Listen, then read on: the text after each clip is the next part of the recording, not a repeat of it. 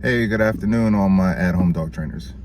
So I have a case now that is combining a combination of things that I see very prevalent right now. So these pandemic puppies or pandemic dogs, and as my client eloquently said, employers are gaining their leverage back. So a lot of people are having to go back to work now and not able to continue to work remotely. And the dogs have become accustomed to, people being at home all the time and not having to be isolated by themselves.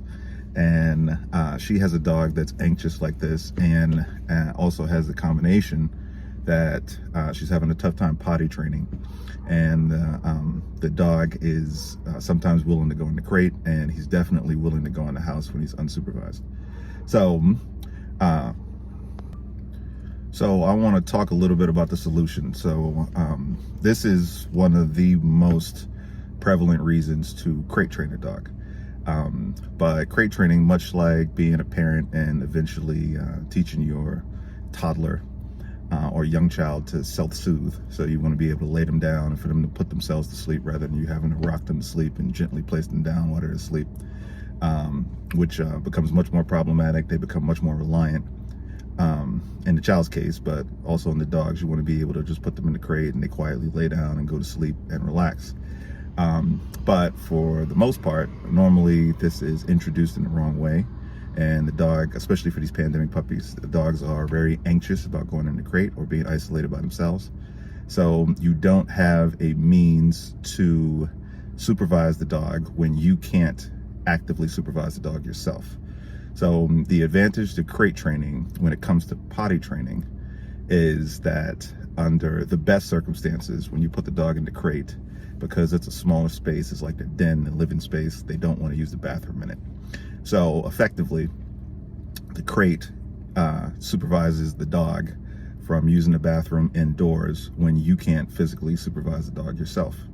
So, and the name of the game when it comes to good potty training is you want to either supervise or contain. So the crate is making using the bathroom negative when you're not around, and then you're able to keep track of the dog and jump into action to interrupt the dog if the dog tries to use the bathroom on the floor when you're supervising the dog. So, and this gives you the best ability to get the dog to only use the bathroom outside.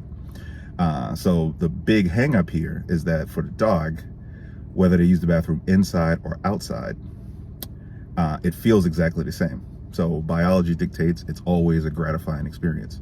So if a dog uses the bathroom inside and we're not there to interrupt it or make it an undesirable experience, then the dog is always going to have a positive experience. And then when the dog goes outside and the dog uses the bathroom outside, they're also always going to have a positive experience. Now, we usually doubly reward that by also, throwing a little party when the dog goes to the bathroom outside.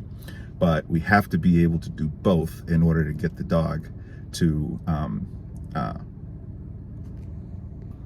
now we have to be able to give the dog all the information that the dog needs in order to be successful, which is using the bathroom outside is a good thing and using the bathroom inside is a bad thing or undesirable thing. Now, if the dog is not crate trained, because of course, especially now, people are having to go back to work or they're having to leave the dogs by themselves more, you have to be able to put the dog in some sort of containment that will keep the dog from using the bathroom during that time. Now, it just depends on the dog. Some dogs do not use the bathroom even in a larger space. You could give the dog a room, like traditionally a lot of people like to put the dog in a bathroom or something like that when the dog's young. But some dogs won't even use the bathroom in a larger space like that, but it just depends on the dog. Some dogs are more picky about it than others. Now, the thing that the common mistake that I see people make is they lean on the pee pads too much. So effectively the pee pads, because they usually, have some sort of scent on them, so the dog is willing to use the bathroom on the pee pads. But it's effectively teaching the dog to use the bathroom indoors, and then you later on have to break that habit, especially if you're planning on having the dog use the bathroom completely outside later on. People who live in high-rise apartments and things of that nature, a little different. It's a long trip down to get the dog to use the bathroom. So especially with small dogs, I've taught dogs to use litter boxes and things of that nature, so that they don't have to take the dog all the way downstairs from, the 15th, 16th, 17th floor, to get the dog to use the bathroom all the time. But that is